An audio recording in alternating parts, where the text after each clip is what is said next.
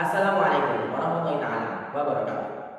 Ladies and gentlemen, what first thing comes on your mind when you hear environmental crisis? Yeah, sadly, that thing happens today. So, in the beginning of my speech, let me share you a little bit of my experience. When I was this little boy, it was around 6 years ago. When I got from my sleep and I breathed, I was feeling fresh air every day. I saw the beautiful view of the clear water on the river, and I almost heard the twitter of birds were filling the sky. So it was very memorable and unforgettable memory in my whole life. The time goes by. Today I feel strange. Why I cannot feel that anymore? And I do realize pollution spreads everywhere, and the river is filled by crashes. So it proves mankind creates this earth with worse behavior. So now a question comes in my mind. How do we guarantee the earth's future with these conditions? Do this earth feel this treatment? Certainly.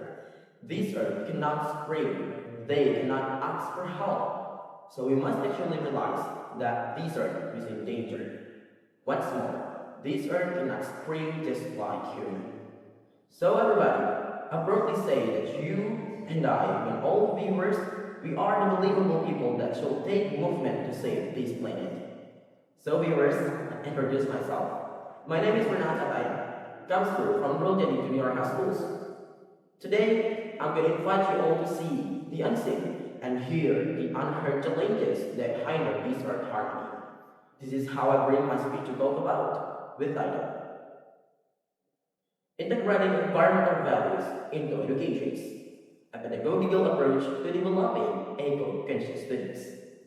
Well, ladies and gentlemen, environmental crises like climate change, pollution, and biodiversity loss are escalating globally, affecting both ecosystem and human livelihoods. While scientific knowledge is very important, fostering ethical awareness and personal responsibility, what can be called the eco-heart, is very essential. Schools play a critical role in this process by integrating environmental values into curriculum, activities, and school culture. Initiatives such as climate education in the Europe, India's school-based projects, and Indonesia's eco-pedagogy approach demonstrate that teaching empathy, stewardship, and care for nature from an early age can prepare students to become responsible, environmentally conscious citizens who act to protect the planet. Well, viewers, in my opinion, cultivating the eco-heart in schools is no longer optional, it is essential for preparing students to face the environmental challenges of the 21st century. Teaching facts about climate change or pollution is important, but without instilling empathy, stewardship, and care for nature, knowledge alone cannot translate into meaningful actions. Well, viewers, open your mind, because schools have a unique opportunity to shape values early, turning students into conscientious citizens who make sustainable choices in their daily lives. God forbid, despite growing awareness of environmental issues, many schools will focus primarily on academic knowledge rather than fostering ethical awareness and responsibility toward nature. Students may learn about climate change, pollution, and biodiversity loss in textbooks, but without practical experience or moral guidance, this knowledge often fails to translate into actions. Limited access to environmental programs, lack of trained teachers, and insufficient integrations of ethics into curricula leave a gap between knowledge and behavior. So viewers, we might contemplate and realize we're gathering our critical thinking. Perhaps by following my method, we can finalize it together. So to address this gap, schools will actively integrate environmental values and ethical educations in both curricula and extracurricular activities.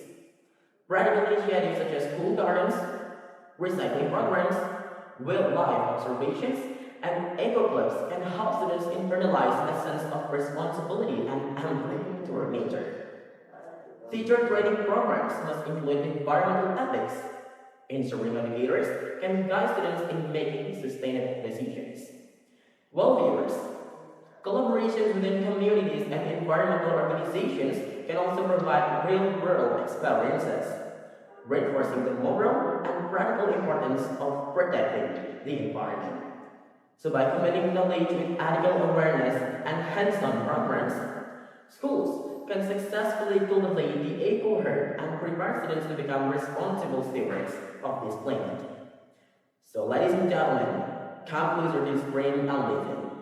In my summary, many schools will emphasize knowledge rather than fostering ethical awareness and practical environmental educations. Live a gap with knowledge and be happier. So viewers, to address and bridge this gap, schools should actively integrate environmental values into curricula and activities.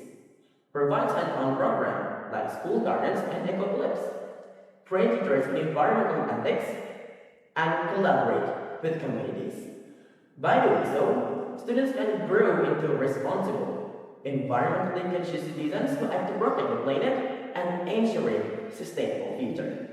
Well, ladies and gentlemen, last but not least, I'm going to say thank you very much for your all nice attentions. And I'm Firnazh Athaya, comes through from Nurul Junior High Schools. Signing. Assalamualaikum warahmatullahi wabarakatuh.